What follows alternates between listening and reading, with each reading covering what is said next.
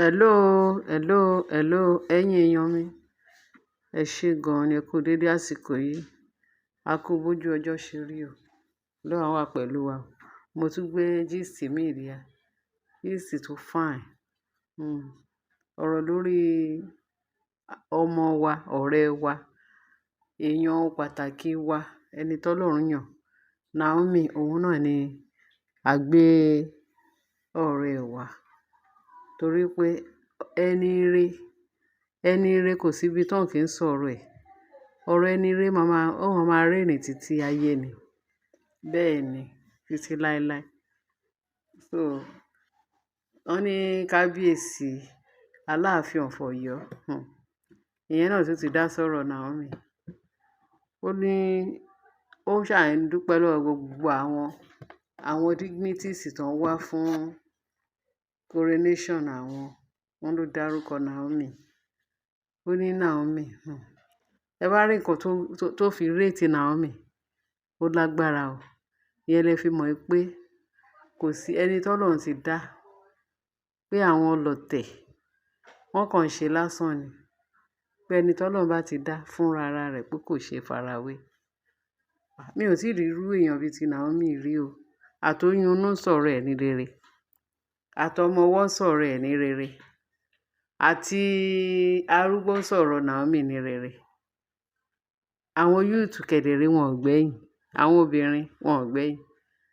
Kò sẹ́ni àwọn oníṣẹ́ ẹbí, àwọn èèyàn burúkú, àwọn èèyàn tó ń fẹ́ rere fúnra wọn. Ẹni tí ò bá ronú rere fún ọmọnìkejì, báwo ni tí ẹ ṣe fẹ́ dà? Ó máa find nǹkan rere difficult nínú ayé ẹ̀.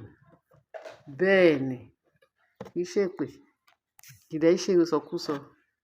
Nígbà tó rí ọmọnìkejì, ẹni tí tọ́lọ́run dá bí ẹlẹ́ran ara ẹ̀, tẹ́jẹ̀ ń ṣàn nínú ara ẹ̀ bí ẹ̀jẹ̀ ṣe ń ṣàn lára tiẹ̀. Tẹ́ ẹlẹ́ran ara tọ́lọ́run ti dá dáadáa.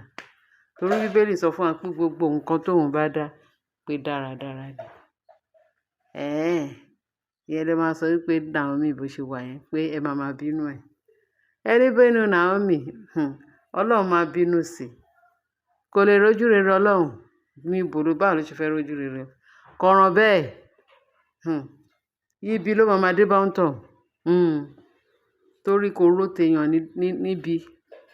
Dáadáa ni Naomi máa ń rò fún gbogbo ẹ̀dá. Even àwọn ọ̀tá ẹ̀ gan wọ́n ní a gbọ́ pé àwọn ọ̀tá ẹ̀ kan wọ́n sick. Ó ní tọ́lá admit ẹ̀ hospital. Ó ní ó ní wọ́n ní ìyẹn sọ wípé kán bá ń pe Naomi, òun sick kóun tọrọ ìdáríjì. Ṣebí tó wá pé èèyàn ẹlẹ́ran ara lásán, ó máa ní kíni? Pé ó pẹ́ kó tó kú, ó pẹ́ kó tó yè, ó pẹ́ kó tó ṣe. Pé bẹ́ẹ̀ sì Naomi ní rárá o. Síìsì tó ti dárúkọ òun pé kóun wá kó wá gbàdúrà fún un. Wọ́n ní bí Naomi ṣe tẹ ọkọ̀ létí látàkúrẹ́ tó wà bá ní hospital. Tó bẹ̀rẹ̀ àdúrà yìí. Ó forúkọ bò láṣìírí. Ó ń tọ̀ ọmọ rẹ̀. Wọ́n ní bó ṣe bẹ̀rẹ̀ sí ní gbàdúrà fún ni. Nínú àwọn ọ̀tá ẹ̀ yìí o. Nínú àwọn ọ̀tá ẹ̀ tó ń wá ẹ̀mí ẹ̀ káàkiri yìí o. Tó ń fẹ́ rere fún un. Òun ló tún lọ gbàdúrà fún. Ìyẹn Naomi. A ní èèyàn ṣe bí Jésù. Àfi bí Jésù. Kò lè sọ pé ó tí o. Kí ni? Ọlọ́run ló mú. No. Ó máa sọ pé ẹ filẹ̀.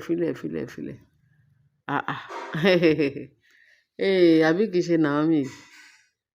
Naomi yìí kan náà la gbọ́ pé Ashley ó lọ bá ní Àkúrẹ́.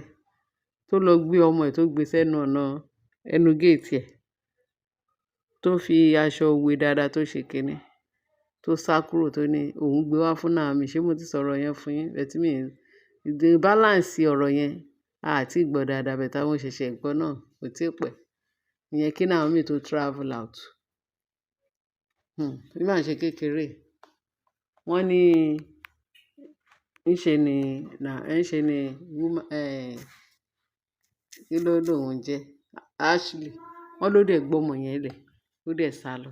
Pé kí Naomi gbọ́mọ o. Ó ṣe gbá o, kó ṣá o. Ó dẹ̀ ṣe gbọ́mọ lẹ̀ tó sálọ ni. Wọ́n ní bí aṣọ lóòótọ́ ló gbọ́mọ yẹn lẹ̀. gate man ló rí ọmọ tó rí tó gbà tí ọmọ yẹn tí pé Ashley gbé ọmọ yẹn jùlẹ̀ bẹ́ẹ̀ bí bó ṣe sáré lọ wo okun ni Naomi tó pè Queen Naomi ìyẹn gate man kí Queen Naomi o kó sáré wá wo nǹkan tóun rí o Ashley ti gbọ́ ọmọ lẹ̀ ó ti sá lọ pé ìgbọ́nu ò jẹ́ kí kábíyèsí gba ọmọ lọ́wọ́ òun òun ti ju ọmọ lẹ̀ tó bá nǹkan tó bá wọn kábíyèsí àti Queen Naomi kan fọmọ ṣe o wọ́n ní bó ṣe sá lọ nìyẹn kán tó tójú pọ̀ ọmọ ti ń ké kékeré wọ́n ń ṣe Naomi kí ọmọ yẹn mọ́lẹ̀ tó dẹ̀ gbé àwọn kan ní kí ló dé tí Naomi lọ gbé Naomi yóò mọ wọn rẹ̀ Naomi ṣe kinní kan Naomi ṣe kinní kan tó wáyé pé òun máa filẹ̀ Naomi ní ṣé ẹ mọ̀ pé ọmọ ọlọ́mọ ní dídùn ọlọ́rẹ̀ because of funfair tó máa ń ṣe ṣé ẹ mọ̀ pé ó láìka ọmọdé wọ́n ní bó ṣe kí ọmọ yẹn mọ́lẹ̀ ni ṣèbí èèyàn ẹlẹ́ran ara ni bẹ́ẹ̀ tó wáyé pé àwọn èèyàn lásán a máa ní tó wáyé pé kìí ṣe ẹni tẹ́mi Ọlọ́run gbénú ẹ̀ ó máa ní kíni ẹ bá mi fi kíní ẹ bá mi fi kí ló ń jẹ ṣọ́fẹ̀lì ẹ bá mi fi fa ọmọ yẹn kẹsọ́dún kẹgbẹ́ síwájú kí ni ibi tó bá hùn kó wá gbé ọmọ tó bá hùn kó má gbé bẹ́ẹ̀ tí Queen Naomi kò ṣe irú ẹ̀ o ó ní ọmọ ọlọ́mọ jẹ́ kó jà ó ní ọmọ tó tẹ́jẹ̀ ọmọ tó fáìn tẹ́jẹ̀ wà lára ẹ̀jẹ̀ Ọlọ́run wà lára ọmọ tó bá gbójú kúrò báyìí láéláé pé Ọlọ́run ò ní dáríjì wọ́n ní ṣe ni Queen Naomi dẹ̀ gbọ́ ọmọ yẹn ó ti mọ̀ pé kò sí nǹkan kan tó máa ṣe òun tó bá yẹ pé fọmọ yẹn wá pààlè sí òun dá ẹni kìíní kò sí ó máa yà sí mọ́ ni Queen Naomi ti mọ̀ ó tẹ̀ tó gbọ́ ọmọ yẹn á ti bless ẹ̀ á ti gbé àyà sí mọ́ àyà gbé ó ní bó ṣe gbé ọmọ yẹn wọlé nìyẹn kì í máa ṣe kékeré wọ́n ní bó ṣe gbé wọlé kíákíá bí ó lọ kọ́ńtàtì àwọn ọlọ́pàá wọ́n ṣe lọ gbé Ashley nìyẹn àṣé gbogbo nǹkan tó yitú tó ń pa kí Naomi tẹ̀ tó travel nìyẹn àṣé ó ti pẹ́ tí Ashley ti ń ṣe orí burúkú